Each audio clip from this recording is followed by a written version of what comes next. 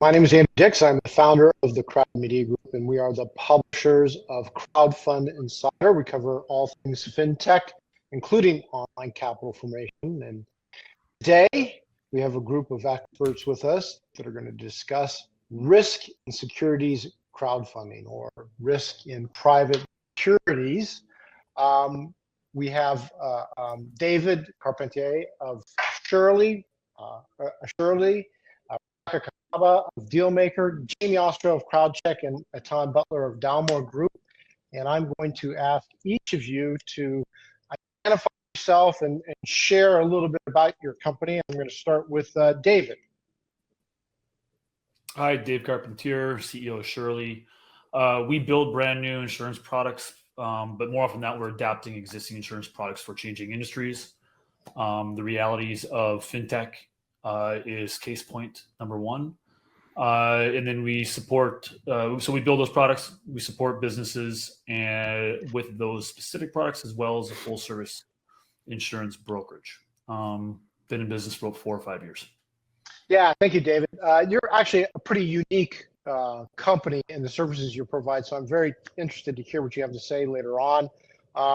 Let's jump over to Etan.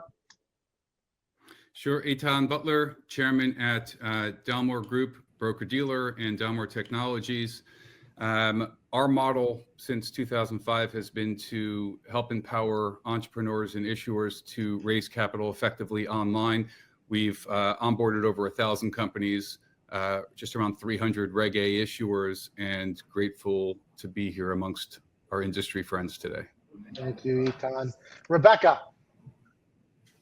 Hey guys, Rebecca Kacaba, CEO and co-founder of DealMaker, online capital raising platform with a whole suite of products to power making your community, your investors. We've closed close to $2 billion in capital to date through all the exemptions across North America and beyond into some international jurisdictions as well. So thanks for having me. Pleased to be here. And finally,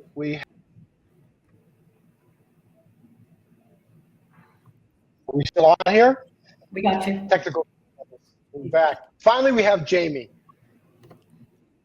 Hi, I'm Jamie Ostrow from CrowdCheck. CrowdCheck, together with its affiliated law firm, CrowdCheck Law, provides a wide range of compliance, diligence, and legal services for capital formation by early-stage companies and the intermediaries who support them. CrowdCheck has extensive experience and expertise reaching all exemptions covered by the Jobs Act. We have a market-leading position with respect to Reg A offerings. We have prepared or reviewed literally hundreds of Reg CF filings, and we have prepared or advised on many Reg D offerings. Awesome. Thank you very much, Jamie. And CrowdCheck's been doing this for probably the longest time for working on CF and Reg A Plus filing. So we're very fortunate to have you here today, Jamie. Okay, risk in securities crowdfunding. First of all, there is risk in any securities. That is just intrinsic to making an investment. For early stage, it's a little bit different as opposed to more established firms. I was reading some statistics the other day that approximately 10% of startups fail in the first year. In the years 2 through 5, about 70% of startups fail. That means about 80% of startups will fail with, about 5 years. Some other documents put it more at 90%. So this is a risky industry. It's just how it works. It's how a market works. There's nothing wrong with that. And it's very different from fraud. Failure is very different from fraud. But having innovative young firms, entrepreneurs, finance via online capital formation enables innovation and it enables wealth creation and is good for the economy overall. So at the same time, there is risk, and there's risk for 3 different sectors of the industry. And we're going to start by going through these different segments of capital raising. We're going to start with the investors, and then we're going to touch on issuers and platforms, because I think that that's an important element of this industry as well. But we're going to start with, and I'm going to open the question to all of you on this one, because VCs, professional investors, expect about 1 out of 10 investments to make it big. The rest are going to go bust, or maybe they'll bounce along and, you know, really not come to anything. How does an individual investor manage that type of risk for themselves? And I'm going to go around the room here and get everybody's perspective. And we're going to start with you, Rebecca.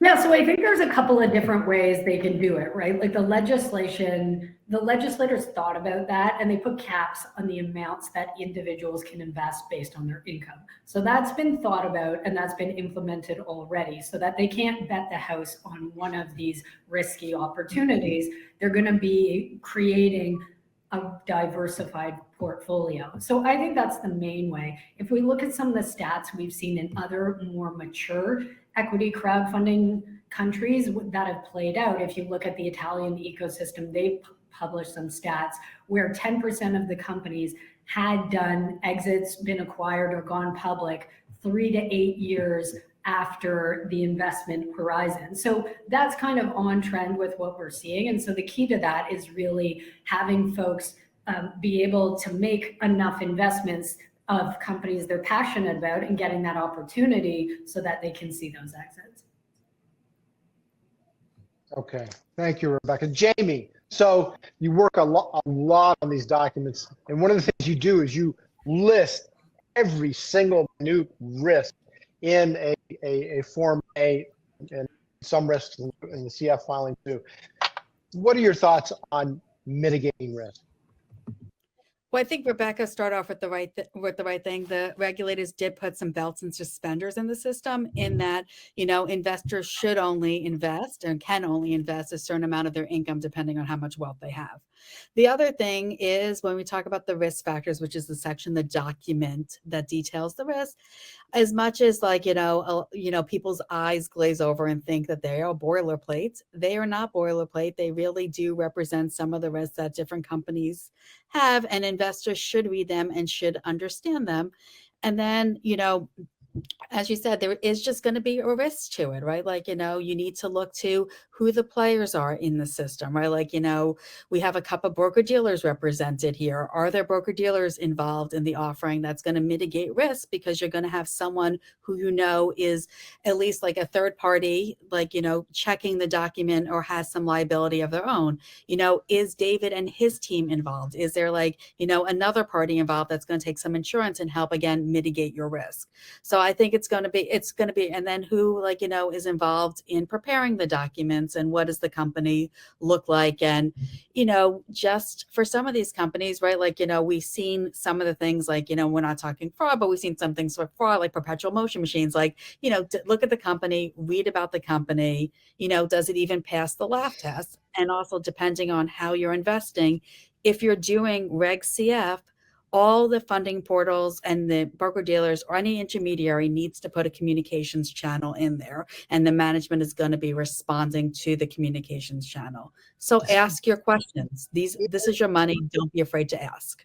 Okay, pass the laugh test. That's the first time I've heard that, but I'll have to admit that I've seen some offerings that I thought, you know, no way, this cannot be real.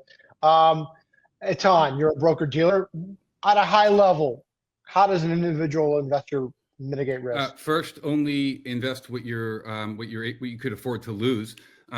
Next is, oftentimes in this environment with these exemptions, it's the first time many people that are not yet accredited can invest, and it's heavily influenced by marketing and promotion. So take your time and don't get too swept up in the moment.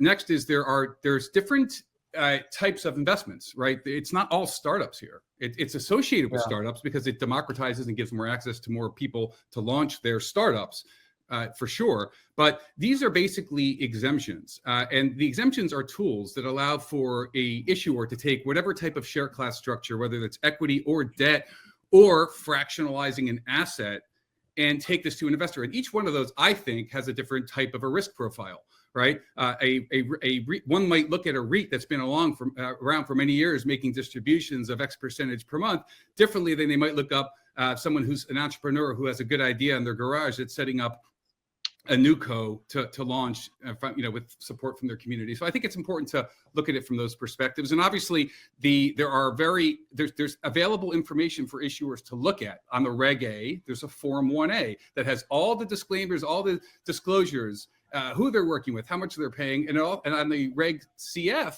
there's a Form C again that has that information. So I would definitely look at that information as an issuer.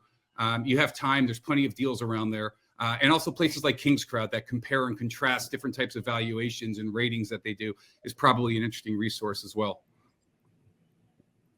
So I think you made a very good point there that not all these offerings are early stage or newco or startups. There are other types of businesses or offerings, and I think people do need to keep that in mind. So thank you for sharing that. So David, you are the risk expert, and we're going to talk a little bit later more about what your company provides. But stepping back as an individual investor or somebody who's accepting investors at a high level, what are your thoughts on individual investors, mitigating risk?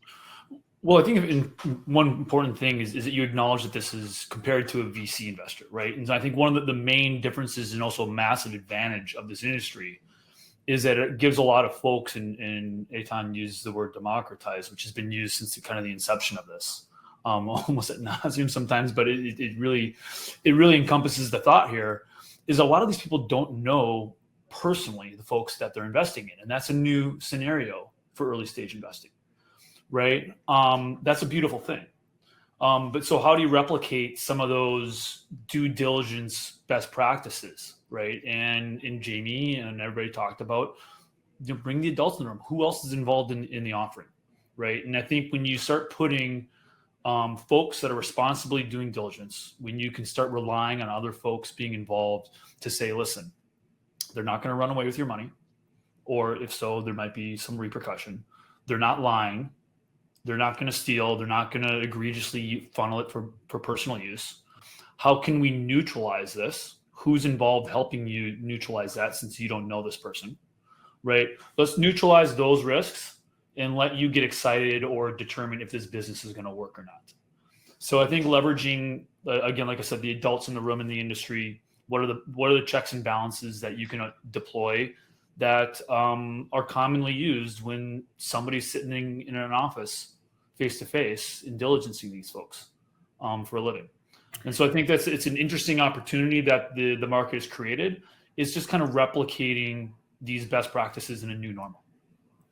Andrew, I want to jump in there and build on something Etan said, if that's okay, because I think it's really important. Because yes, there are different stages of companies we're seeing using these exemptions. I think that's important for people to realize. There's also different types of companies, right? Like what David said, there's like dividend producing REIT style investments, and then there's crypto companies. And if you look at the FINRA stats on how Americans are investing in these deals, it's aligned to what I, 10 years ago heard a financial advisor say. The younger folks are investing in the higher risk opportunities, the crypto stuff that they're very familiar with because that's the world they grew up in, as compared to the older investors who are doing a different type of portfolio. So it's actually really aligned to some of those concepts we're very familiar with. Yeah, and I actually like to point out that if you go to business school, they always tell you that when you're young, that's the time to invest in risky ventures, because when you're older, time is running out and you want to preserve capital. And that seems to be opposed to what some policymakers want, but that's what you're taught in school. Rebecca, I'm going to continue with you because you are a massive platform providing online capital formation and for the full stack of exemptions. Deal terms, you work with different types of securities, safes, equity, preferred, debt. What are your thoughts on, is one better than the other? A lot of VCs prefer preferred, right? What are your thoughts on that for an individual investor? I think what we see most typically is companies going public. So we see a lot of common shares or unit offerings. The thing I've been most excited about is the transformation of how I've seen warrants used, because previously to me, you did a unit offering with a common share and a warrant, and then the warrant was an overhang on the cap table and those could never get exercised. And now with warrant exercise portals, we're actually seeing when those warrants in the money, an issuer can set up an exercise portal and actually raise more capital. The investors can make more money. And that security has actually become a really beneficial thing to be issuing. So we see all different kinds of things. I think it's very contextual depending on the offering, where you're trying to benchmark your pricing to. Are you doing are you targeting an average investment price of $3,000 or $1,000 or $25,000? What is the story? What is the TAM? And then there's a security that's best going to fit as well. That's interesting. I didn't know that there were warrant platforms. I'm going to have to talk to you more about that later because I'm curious to learn more about that. Etan, what about valuation? Is that something that an individual investor should be, aware of? Yeah, definitely look at it and think about it. And if you can, try to compare it, because you're spending money on something and it shouldn't just be about what you get in an inbox on a TikTok feed. It should be, you should put some thought into it. Otherwise, it's not going to reflect well on the industry or your pocket. So, more education, and I'm all for that. And it's part of these exemptions as well. The opportunity to educate, from a portal perspective.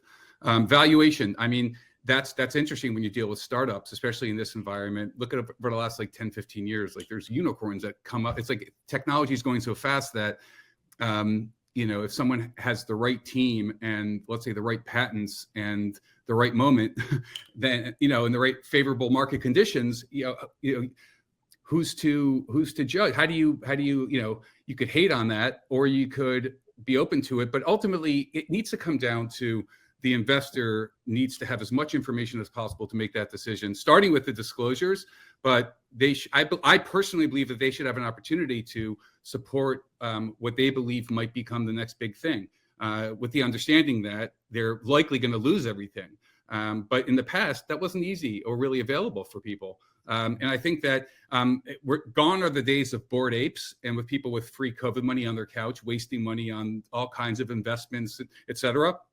Now, what's hot is the SEC, FINRA, transfer agents, broker dealer. I want to know my shares are over there. I want to be able to call someone and actually have this as a security. I want to know that there's a regulator that's making, that's doing their best to make sure that everything is set up properly. To me, that's really what we're seeing, a move towards regulation. But with the technology, it's not so scary to be regulated in that way from an issuer perspective. Things are still very seamless. With Reg A, you could issue freely tradable securities, fractionalization, tokenization, all that could fits very well in these exemptions. And I see that, I think that's where we're going to, continue to see more momentum there. Okay. David, as an investor, Okay. do you feel you have a good handle on the difference between common equity and preferred equity? As an investor now, because I'm a two-time founder. Before that, I don't know if I had a good grasp on it, candidly. So it's interesting. As an investor, you're also making the assumption that I'm an investor, which I'm flattered. The answer is I do now. I do participate in some angel investing. Again, like I said, unless I was in the role that I am professionally, I don't think I would have had that transparency as a retail investor in my late 20s, early 30s. So for our audience, how would you mitigate that? Is it education? Is it speaking to somebody who's done it before? I mean, did you learn this the hard way just by slogging through it? How did you learn?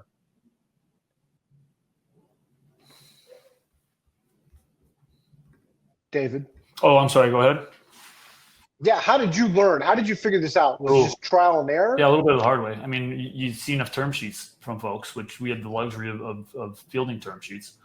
How did I learn about preferred versus common? Yeah, it was basically what was the impact to the options? What was the impact to everybody that we cared about and we wanted to satisfy as a our constituents to a certain extent were the shareholders as an operator of the business. And then there's resources. We leaned on our advisors to teach us about the repercussions of certain decisions. So Okay, all right, Jamie, bring your legal expertise to bear here. You see all types of different security structures. Is there one that's better than the other? I'm going to go back to what Rebecca said. I think it depends on a lot of factors, right? Like, one size doesn't fit all for all issuers. You should go to, competent legal counsel to discuss what these things mean. As David was talking about, as an entrepreneur, not all entrepreneurs even understand what a corporate structure means, right? Like, so you want to work with, legal counsel, you want to work with your broker dealer to understand what sells, what investors want, right? Like some sorts of securities, I'm not going to say are better than others, but I think, are more easily understood by the retail investor. But just keep in mind that Etan and Rebecca and any broker dealer or funding portal intermediary has education materials available to you when you go onto the portal. So really what was it? It was a bad thing from, I'm going to date myself, an educated consumer is our best customer, right? It was a commercial that they had in locally. Sims. Yeah, exactly. But it was, but that, that is going to you want to know what you're talking about. And for some companies, I think for restaurants, we saw revenue shares were a great thing because it made sense for companies that you get your money back that don't have a lot of growth potential, right? They're not going to grow, they're not going to grow they're not going to grow to billions of dollars because it's just not possible, right? And you don't want, well, other companies, if you're crowdfunding, you don't necessarily want, you're not going to want the VC stuff, right? You definitely don't, for the most part, your retail investors don't want, and nor should companies want to give any sort of significant protective provisions, because then the company's not going to be able to do things to actually grow that it's going to need to grow in order to achieve its goals. So can you explain that for me as a non-legal person here? You're saying retail investors shouldn't want preferred? Is that what you're saying? So preferred have many different flavors, right? Preferred is just a different type of stock other than common. And basically preferred, as opposed to common, which is normally, more statute driven, preferred is more contractual. So a company can create kind of whatever it wants to, and a lot of times in a preferred stock. We see standard VC provisions in a lot of companies that give protective provisions in the preferred, that you need a majority in order to increase your number of shares. You need a majority of preferred votes. In order to do X, you need a majority of the preferred votes, etc. There could be a lot of things there could be a lot of protective provisions if you look at standard venture capital documents. It's not that it's fine, it's fine if you have a small number or a VC of preferred investors that you can go to this 5, 6, 10 people and say, hey, we need to do something. You need to sign these documents.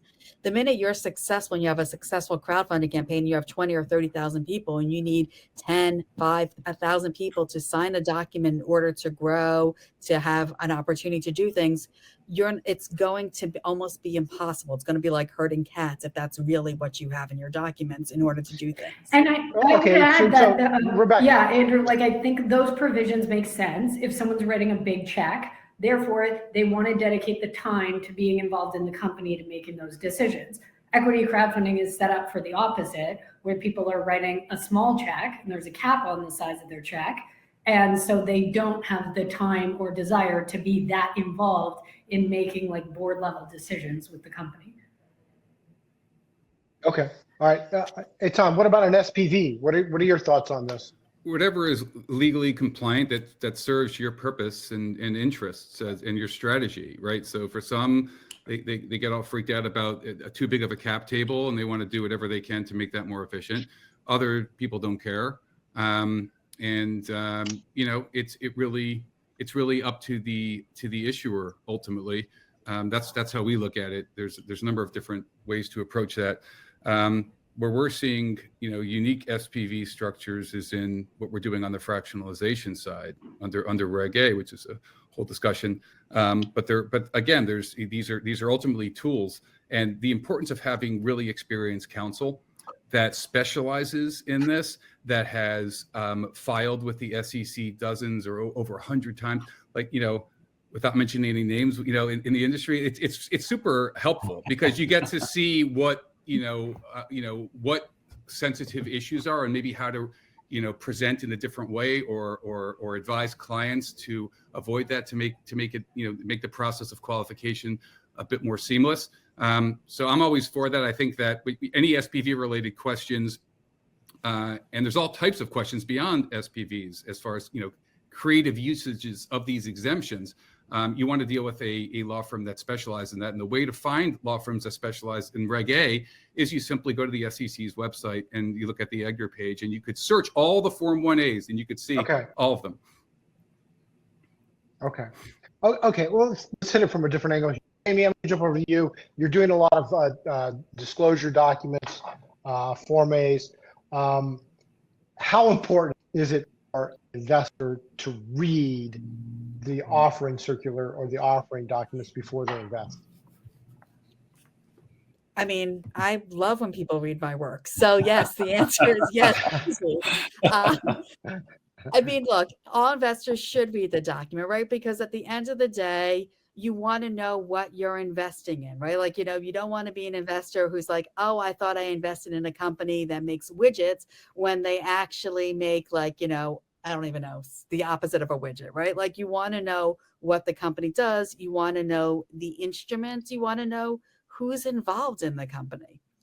And you want to get a sense of what the risks are, because at the end of the day, like, as you said, these companies all involve risks, and it's going to be a matter of, there's going to be a matter of a leap of faith, right? Like, you're not going in there. You're not a VC firm. You don't have the funds. You're investing a few $100s. You're not going in there. You're not touring the factory if they have one. You're not going in there and doing in-depth background checks, but you want to know who the players, you want to know what they are. And that's a way for you to figure it out.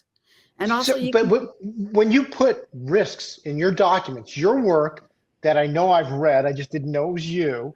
I mean, you can have pages of this may happen, the sky may fall, or something cataclysmic could happen, sort of thing.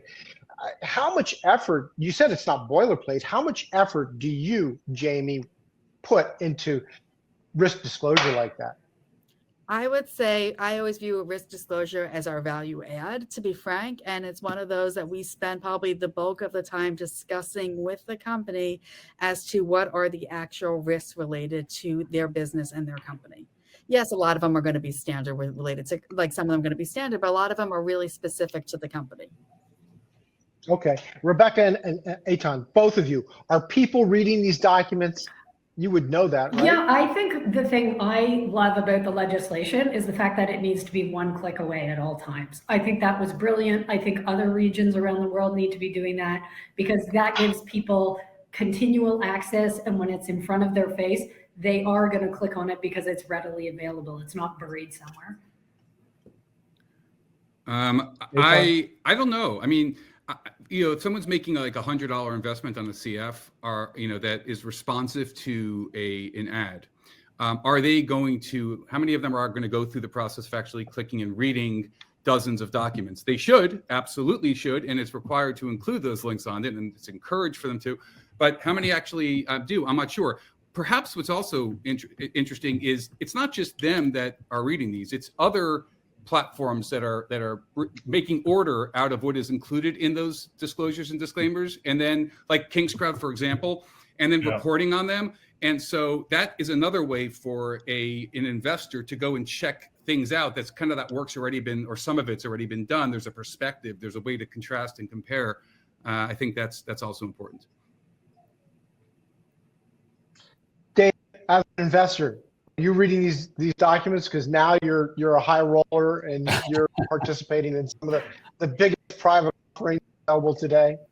As an investor, There's two different hats. As an underwriter, the answer is we are very interested in disclosure, in risk disclosures. Thank you, Jamie and CrowdCheck.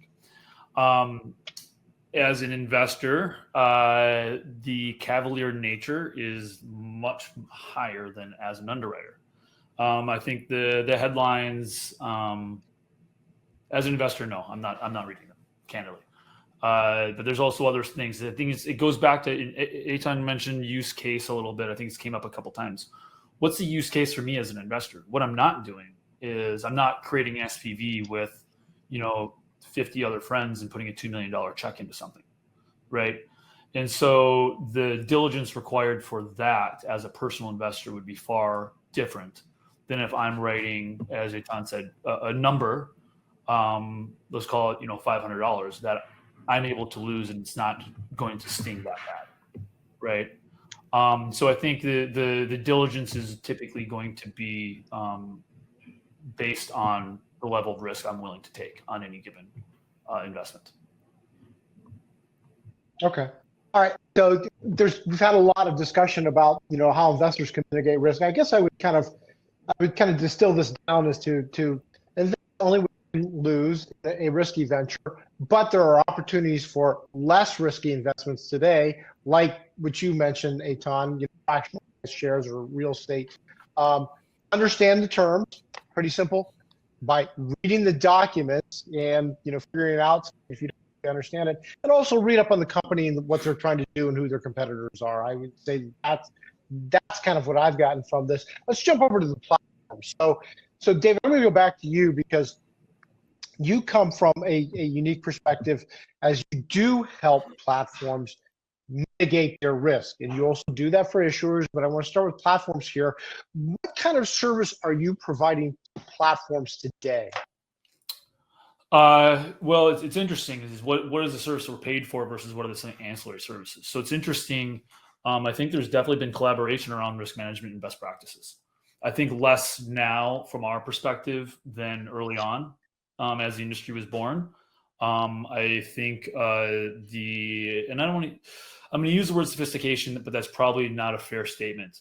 But the knowledge and professionalism of folks and just the experience of folks have certainly increased over 7 years of the key participants in the industry, right? I think we've learned a lot in 7 years.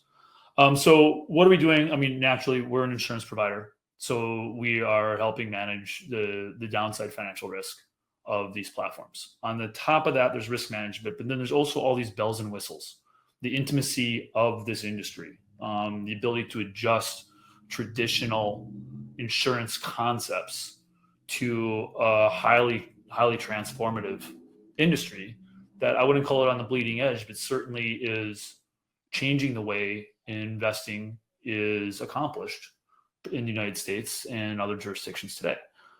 We need to adjust risk management strategies. We need to adjust how we finance that. We need to adjust a lot of things. And I think what we're doing is supporting that with some intelligence and with some collaboration.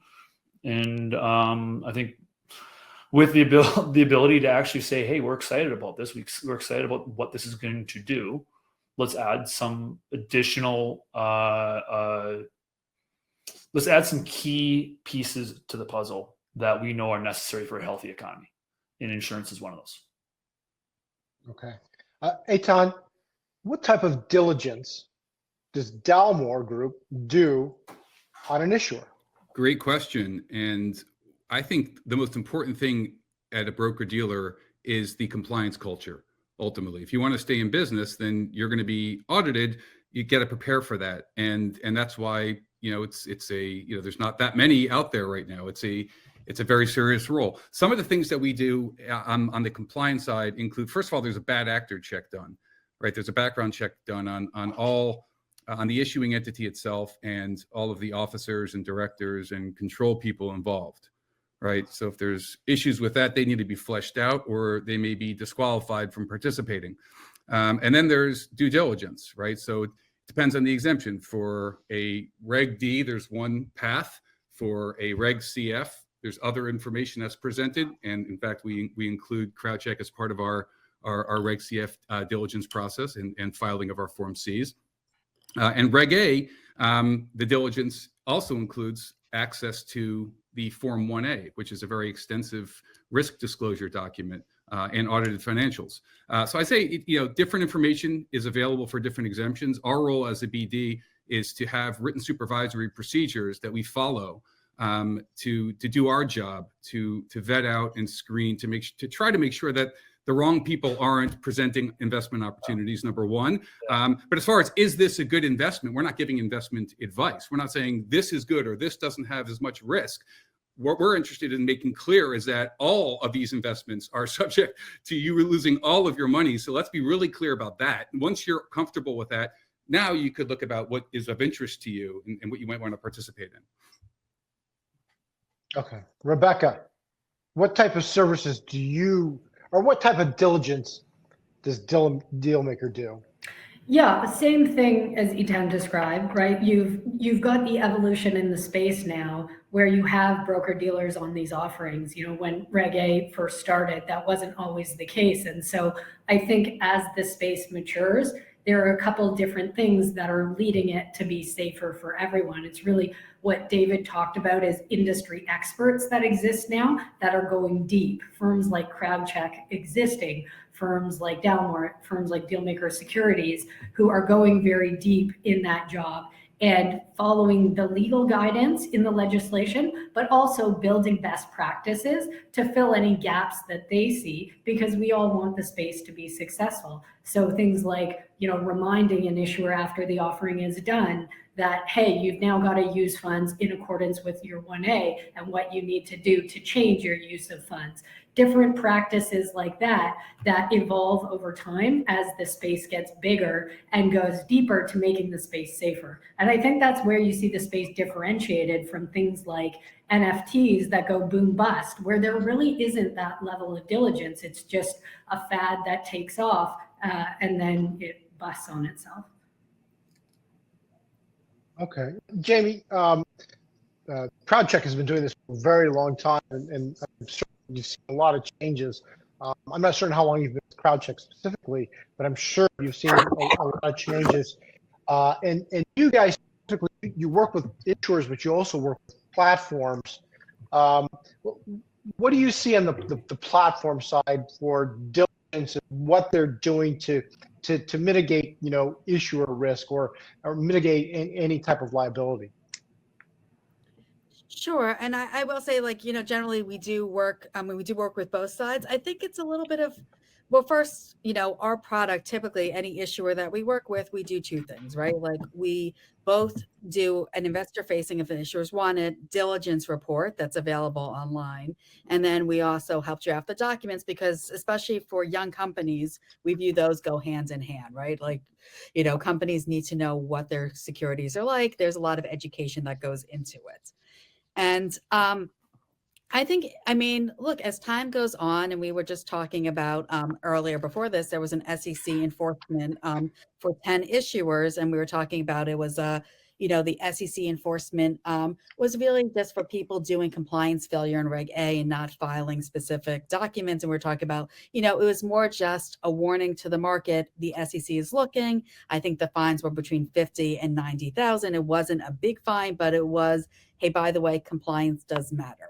So when we get something like that, everything informs about what needs to be done and what companies are doing. When the broker dealers get something that they're like, oh, who is on my platform? Who is using us? Do any of our companies fall into this? And it becomes part of a checklist of things that everyone checks, right? And a certain, as far as what people are doing, we've definitely seen FINRA stepping up and when CF first started, I think people were just jumping in there, and now, there's stuff going on in the background that retail investors don't necessarily see, that, FINRA, who is the regulatory authority who monitors the funding portals and the broker dealers, does get involved and starts asking questions, and they have to respond to them, right? What type of question? What type of questions are they asking? What type of FINRA calls you up? You're like, oh no, not again, right? But what type of questions are they asking?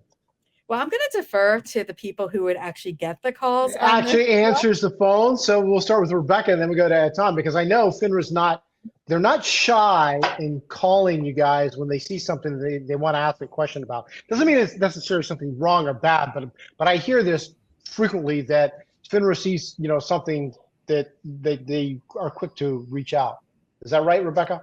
So I get to defer a little because I'm not on the broker dealer team myself, but from what filters up to me, I think the context of our conversations with them are a lot about the new model that we're bringing to the market and them thinking about it and understanding it, because it's not a portal model, it's a standalone store that issuers are setting up. And so they're really appreciating that evolution in the market. That's actually kind of interesting, because I didn't know that they were, watching how, the two of you specifically are evolving. Etan? Yeah, Thoughts? yeah, it's interesting. It's when you deal with money and you deal with responsibility to other people, without proper oversight, greed is very likely to enter the equation, and cutting corners and taking advantage of vulnerable people. And so one of FINRA's tasks is to do their best to make sure that broker dealers who are enabling this type of capital formation are doing their jobs appropriately. And it's not the most pleasant experience to get an email with ABC 123 ABC, et cetera, but you really need to have the proper compliance infrastructure and culture that is always seeking to improve. And you always want to be updating your procedures when you're dealing in like what we're doing, which is where technology meets innovation meets regulation. Oftentimes we're the first ones that are doing things. So you want to have kind of like compliance on your right hand, and you want to have securities counsel and advice on the left, and you want to walk forward kind of in partnership with the regulation component, with the understanding that part of their job is to find out what you're doing or what you may have missed.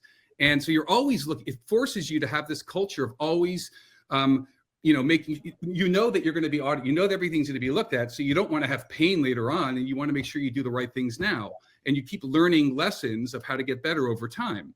And as long as, in my opinion, as long as you're not doing anything malicious and you really are doing what your best based on what the services you're offering, things will continue. But the problem is that if you do take a shortcut, or if you have a thought, action, or intention that's not aligned, it's going to get uncovered in the regulated markets. And there's like literally no room for not, being, aware of that, not being compliant.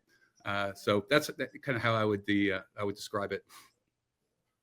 FINRA must love you, because you really toe the line. No, I mean, look, I have nothing but respect, for every regulated body. I know that there are folks in the industry that have a hard time with it. My view is that you really need that type of balanced pressure, that unpredictable type of a pressure, to keep everyone honest. And that's been my personal experience with it. It's like, it forces you to always be thinking about protecting yourself and your role, hopefully protecting others, right? And that's like number one if you want to be in this game. You have to be thinking along those lines. You have to be a straight shooter, above Yeah. board. David, issuers, this is wheelhouse for you. You have a key product that is designed to mitigate risk for issuers. Can you share exactly what Assuredly is doing for issuers today? You're giving me a commercial opportunity? I'll absolutely. Yeah, I want to hear it, because I read about it a long time ago, but I know it's adjusted and it's evolved. I want to learn about this. So going back to kind of what I said at the beginning, when industry or when the world changes, the supporting industries need to adapt. We happen to be in the insurance space, so we really believe in the changes that are happening in the way investments are created, in the way that companies raise capital, manage cap tables, etc. We built we adapted a directors and officers insurance policy that supports issuers. It is, as far as I'm aware, the only insurance policy in the United States that proactively includes investor coverage. So if an issuer raises money from 500, 5,000, 10,000 investors, you're artificially increasing the amount of people that can sue you. That's totally fine. This is risk that just needs to be adapted for with insurance.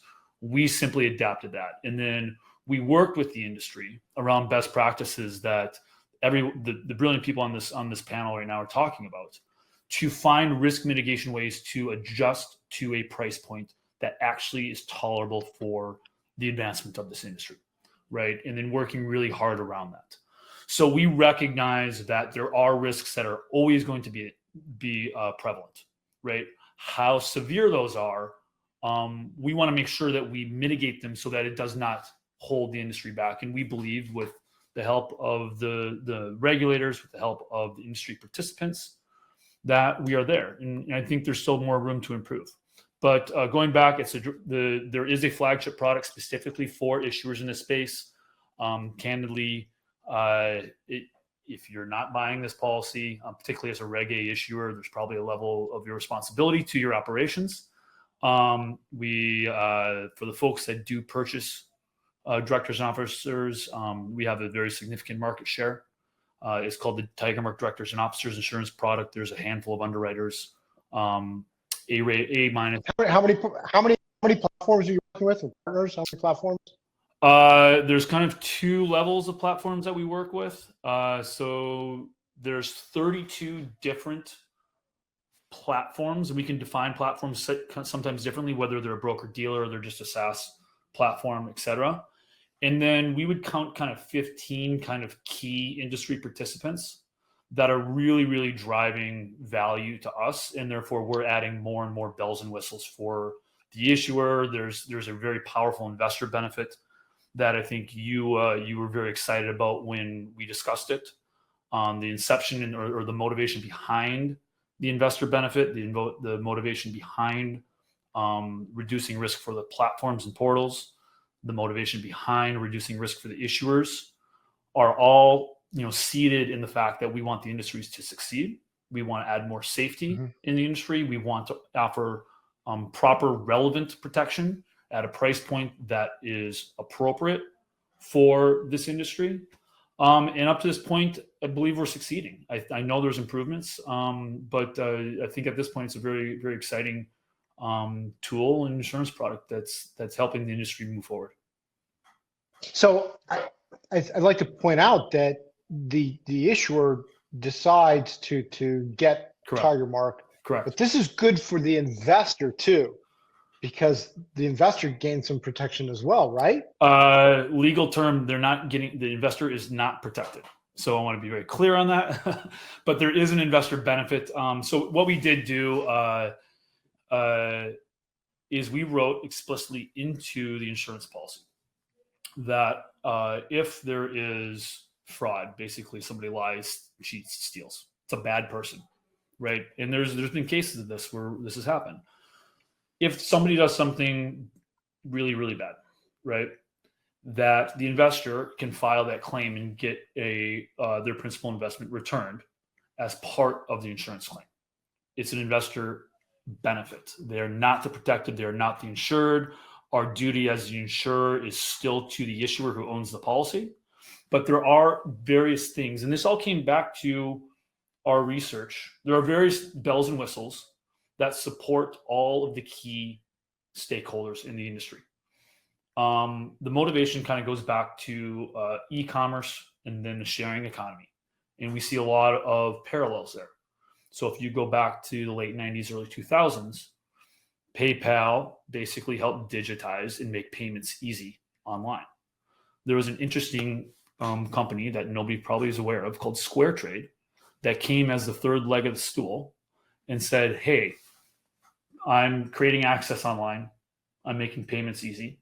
Now I'm adding a symbol of trust and safety and financial security or support if something goes wrong. Same concept that we're saying, hey, get excited about the issuer, about the investment. Like, let's try to neutralize or reduce the risk that they're going to lie, cheat, and steal. Same thing with a new online transaction in the sharing economy, whether you call it Uber or Airbnb. is when you start introducing symbols of trust and safety into a online transaction among strangers, you start unlocking, more adoption and a reduced risk by using insurance as a tool for the industry to expand. That was the underlying motivation. Was it perfect? Probably not, but we were pretty dang close, right? The key risk, the key policyholder is the issuer. The platform as well as the investor both have stated benefits where they can say, hey, my risk is reduced by participating in this transaction. So I'm gonna say that if I see an offering and it has that little tiger mark logo there, I should feel a little bit better about purchasing the security in that company. So I'm There is a benefit. I'm gonna make that a benefit you as an investor have because that symbol and or policy exists. Yes, that's correct. Okay, I'm going to jump back to the platforms very quickly here. Rebecca and Etan, as an issuer, I'm required to put together some like true and valid information for the investors to understand from a high level. What are the requirements? I mean, they've got to propose something that's real and true. But beyond that, is there anything else that an issuer needs to provide that I need to be aware of? I'll start with you, Rebecca. Yeah, so I think the fact that the form for the disclosure is mandated is helpful because it makes it easier to compare across offerings. And then the language that's used, folks like Jamie's team, as well as DealMaker Securities, are reviewing all the marketing materials and signing off on them to make sure that the language is compliant, that it's accurate, it's not overly promissory. All of that is mandated guidelines. Etan, anything to add? Yeah, it depends on the exemption. I'll be quick, but basically for a Reg D, an issuer doesn't necessarily need to work with a broker dealer. They need subscription agreements, they need legal counsel, and they could navigate. If they could hire a broker dealer for certain purposes, if they do, then the broker dealer takes on responsibility on a Reg D to do due diligence, review and approve their advertising and promotional material, et cetera, oversee the KYC, AML, OFAC suitability, jurisdiction, et cetera, right? So Reg CF, the issuer doesn't have a choice. They have to work with a portal or a BD, and the portal or BD has to have run sufficient due diligence over the offering, which include those items I said. Reg A is a little bit of a hybrid there, depending on whether there's a broker dealer involved in the role of a broker dealer, whether it's solicit. It gets a little bit nuanced, but ultimately that's it really depends on the exemption. And Reg A, the offering document needs to be qualified by the SEC. Reg A, they have to file the offering circular, the Form 1A, with the SEC, give the SEC a chance to have some comments, if any, and then ultimately seek to get qualified by the SEC. The SEC doesn't approve. People oftentimes say, is it SEC approved? The SEC does not approve anything. They qualify the offering, right? Yeah. Yeah, and CF, it's more like a filing. It's a notice. It's a notice filing and diligence that's been done by the broker dealer. Correct. Right. Jamie, missing anything there about what the information? I know you're neck deep in this. No, I mean, I think Etan did a really good thing, just clarifying the SEC, qualifies the offering document. It doesn't mean that there's not stuff wrong with the offering document, right? Like, there's always degree of risk. We can look at Coinbase, I think, had an interesting legal argument, like, a couple of weeks ago, which was, where the SEC is going after them for the, for some of the crypto stuff. And their response was, but the SEC, the SEC made effective our registration statement, right? Which is the same thing. Like, if the SEC qualifies your document, doesn't mean the SEC approves of your business or anything else. Or we saw from the recent enforcement actions, it doesn't mean like the SEC could have subsequently approved registration statements for these companies or approved subsequent Reg A's. Doesn't mean that everything you did was perfect, right? Like, that's not what it means. Right. It just means that they you're able to sell and you met the requirements for using the exemption at that point, but it's not definitive in that way. And then I just want to clarify a point that I saw in the chats where someone I think there was confusion about either like, FINRA, like, does the same thing as the SEC. It doesn't like, it's not reviewing it or saying these are good investments or not, but we're talking about due diligence. And FINRA is that it's, as Etan was saying, it's a learning process. And as we get more feedback from the regulators about holes that there might be, whether like, in a particular broker dealer themselves or just in the market through like public, notices, everyone becomes better because ideally everyone becomes better because it's a learning experience for everybody to make the market better and make the market work better. Okay. And something else that we pointed out before, but I want to emphasize this because it's sticky for me. There's a very big difference between failure and fraud.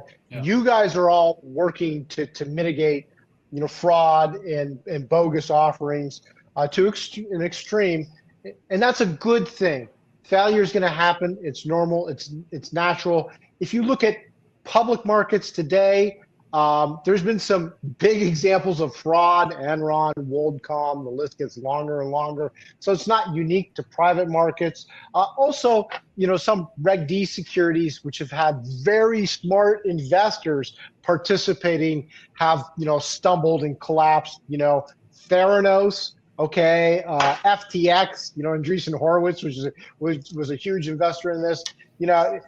There's issues out there. You can't always get it right, but you guys are working very hard to make this industry successful, productive, and good for all aspects of the industry. So before we jump over to the questions, and I see we have a couple here in the chat, is I love true life adventures. I love to hear about, reality as opposed to theory. And I just want to go around the room really quickly, and I'm going to start with you, Rebecca.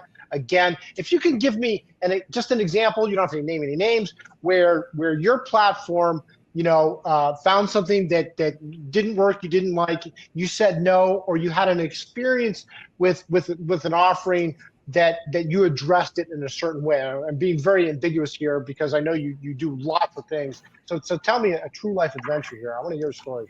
Yeah, so like the compliance seminars that we run internally, I always say to people, their gut is the best thing. If anything feels off about an offering, they should report it up. We also do basic Google searches, right, which are in addition to all the statutorily mandated stuff. And I would say anyone that we've caught and chosen not to do business with has been caught by those measures that we've implemented ourselves. That's awesome. That's good to hear. I do Google searches frequently for people who pop up on my radar I have never heard of, and if I can't figure out who they are or what they do, they're dead to me. I'm sorry. I move on. I just don't have time for that.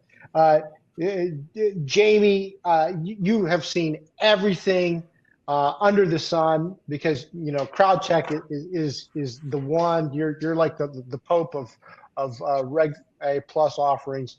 Can you give me a true life example of what CrowdCheck has stopped something or done something really cool to mitigate risk? Yeah, I will start with not a true life example, but just generally issuers don't necessarily come to us if they're fraudsters, right? Like there are other lawyers in the market that they will go to. And hopefully hopefully they don't go to anybody. Like I would say most of the time, like issuers, it's more about, working with issuers, like I talked about a due diligence report, it's about helping issuers get to the point that they can sell their shares publicly, right? It's about helping and you said young entrepreneurs, and we'll use young in quotes because I feel like entrepreneurs just want to say can, run the gamut, and they might be seasoned entrepreneurs or they might be, people who are young to entrepreneurship and those are all our clients. But entrepreneurs sometimes just it's about working with them to understand what the risks are and understand how to help them with their company and setting things up. I think most it's about working with clients and helping them do better is ideal. And if they can't, then they can. And I think sometimes people just don't understand what the rules are, right? It's not a lot of malfeasance, it's about education, right? And I'll use example of 17B disclosure, which is the disclosure that if someone pays you for securities, you need to put different disclosure. We always that's what certain celebrities get in trouble for. And we call that like low hanging fruit, right? Like, did you do it or did you not? It's easy pickings, right? Like, and I think there's just a lot of, there's a lot of people out there who just don't know the rules. And it's a matter of like education and like, working with competent people who know the rules to help them navigate the system. And for that one, like for 7 to 17B stuff, I feel like, look, there was an example with Taylor Swift, right? Like, she got her name out there because she was like a celebrity who, like, when people came to her with some of the FTX stuff and when do you want to sponsor it, she's like, is this a security? And she knew enough to ask the right questions or was counseled well enough to ask the right questions. And that's what we want for issuers and like, investors alike. Okay, so beginning today, I'm going to describe myself as seasoned. Okay, I'm not a young, I'm a seasoned entrepreneur, so thank you. I have a new term. Etan, tell me. It happens very frequently that we have to turn down from service issuers because of a host of issues that come up. Obviously, if anything vibe-wise from a compliance officer, it doesn't feel right, then we'll pass. But things happen with background checks that come up, and judgment calls have to be made. And ultimately, what's interesting is that it's not like executives at a broker-dealer call the shots. It's the compliance officers ultimately, is in addition to the executives, have very specific responsibilities. And the right culture that you have to create is very interesting in a broker-dealer because the compliance officers, you don't tell them what to do. You have to hire them and they have to make decisions on their own. And you have to respect those decisions and you have to add to that. It's very different than saying, get this done. It's not, that doesn't work in the regulated space. And so all kinds of things come up and we've had to let issuers go, existing clients, good existing clients, because something happened with a state issue or something happened that they didn't properly disclose or something, whatever our compliance officers ultimately determine in their scanning of different deals or new information that presents itself, they have to make a judgment call. And sometimes it's hard to let people go, but that's frequently things that happen to us, and they go to other platforms. That's the issue. It's not like they go away. It's like we see them show up on other platforms. Yeah. We're like, okay, whatever. Everyone has their own process, I guess.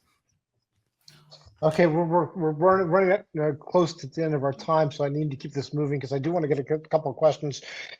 David, I know you have some good stories where something bad has happened, and you guys have rushed in to save the day. Give me an example. Well, we try to make sure nobody hears about it, right? That's one. I know. That's why I'm asking. So let's do a couple of things. Let's do what and I'll go fast, I promise. The issuer who's the insured, and then there's beneficiaries like an investor, right? So a squeaky wheel investor, whether they have a bad hair day, but there's one issuer specifically that, mind you probably wasn't the most pleasant operator, but there's just no communication post-raise, which I would not advise as best practice, but that person also did not break a law, did not do anything wrong, was still operating their business. 3 individual investors, and they didn't have a ton of investors, but a couple hundred investors. 3 individual investors raised their hand and said, I want my money back. He just doesn't respond to anybody, right? So that, although not a legal claim, there's no lawyer, we stepped in and dealt with that from a legal perspective on behalf of the issuer in the terms of the insurance policy. We also advise the issuer to change some best practices going forward as a condition of hopefully like maybe your price will be affected at renewal. On the flip side, where the issuer was in the wrong, and this is the investor benefit a lot of people are talking about, we had an insured, somebody that we owned insurance in a Shirley Tiger Mark insurance policy, flat out ran away with the money. Couldn't find him. Investor raised, single woman raised her hand, $20,000 investment. And she was returned her investment less a couple fees for people processing it. Basically now we're going to go try to find this guy and take the money back. So basically the case was the person stole the money, the issuer, and the investor filed a claim, and we returned the principal investment as part of the insurance policy. The investor was not the insured, but based on the investor benefit that was in the policy, Right. we were able to and there's a ripple effect to this. So this becomes headlines. That is not good for anybody in the industry, right? So what we're trying to do is put safety precautions in the industry. Are there going to be mistakes? Absolutely. Are people going to try to build companies and make mistakes because they're building companies? Yes. Are people allowed? Should people be able to take the money and run off? Absolutely not. And we need to put precautions in place. So the issuer was the insured, but we did use the insurance capital as part of the policy to support safety in the industry in that instance. So it was a happy ending, even though you had the big rug pull. I wasn't excited that she vaporized, but the investors got their money back. Okay, so I'm going to jump over to a couple questions very quickly. Yeah, this is one that actually kind of interests me because I know there's all sorts of ways to do it. Is what does a bad actor check include besides Googling? I'll ask you, Rebecca. I'm probably not the best person to ask about that. All right, we'll jump to Jamie because she does a lot of this. So the bad actor requirements, in order to do Reg A, Reg CF, and Reg D, you can't be a bad actor. And under the statute, it defines what a bad actor is, which includes certain financial crimes, fraud crimes, or whatever convictions by regulators or in the U.S. The SEC, bars from being part of the SEC, etc. So a bad actor check, typically includes checking certain databases out there that contain this information, right? And there's two things for, bad actors. These are the things that disqualify you, but also there are also things that might come up in a bad actor check that are not disqualifying, but should be disclosed, right? Bankruptcies, you can certainly be an issuer if you've had a bankruptcy, but if you've had a recent bankruptcy, maybe if you were 21 years old and now you're 60, probably don't need to disclose your bankruptcy. But if you had your bankruptcy last year, it's probably something that investors may want to know if you're going to take their money. And it's not a barring offense, but it's definitely something that you want to make sure you get ahead of and get out there. Okay, here's one, and I'm going to streamline this question a little bit. Etan, how can compliance, I guess, manage over enthusiastic founders? And this is actually a good question because if you're a founder, if you're an entrepreneur, you are naturally optimistic. If you're not, you're in the wrong business. Get out, do something else. You have to be excited about the business you're pursuing, your dream and what you're trying to accomplish. And so I have seen this happen where people, they may, extrapolate their performance going forward to some ridiculous end. How do you manage that as a platform? And maybe I'll ask you to, Rebecca, because I'm going to start with Etan. First, the issuer needs to have good legal counsel so that they make sure that their advertising and promotional materials aren't considered fraudulent, right, from the SEC. Second is the issuer is going to want to present information ideally in a fair and balanced way, without saying things that are unwarranted and without saying things that are promissory. And this is designed to just be fair with investors who might not be, quote unquote, they call sophisticated. That's a ridiculous word, but early, young, naive, easily impacted by what happens on their iPhone. So there's responsibility and there's checks and balances at different stages along the way. That include things like audited financials, having securities attorney, having a broker dealer, getting there's multiple processes involved. These are some examples. Rebecca, how do you manage that? Yeah, no, I think Etan covered it. I think following those procedures and making sure that every I is dotted and T is crossed is the way to do it. Jamie, David, anything to add? I think the one thing that's been brought up, all the folks in the panel today, so technology as well as the influence of technology to help best practices. I think that's also one of the things that as that continues to increase and the value proposition of the investment in technology increases, I think you're going to continue to be able to flesh out. And from our perspective, it makes our ability to deliver less expensive insurance to the market there. So I think technology also might not have been discussed enough, although referenced as best practices to help enable some of these things, and make sure we kind of touch on that before we're done. Okay, awesome. All right, I'm going to cut it off here because we're far over time, running out of time. I want to thank each of our panelists, David, Etan, Rebecca, and Jamie, for joining us today and sharing your wealth of information and your expertise. I want to remind everybody who's here that on June 14th, we'll be doing a real estate webinar, which should be very interesting, especially in the current economic environment that we are in today. So once again, thank you everybody for joining us today, and we look forward to the next one, and have a great rest of the week. Thank you. Thanks, everyone. Thank you.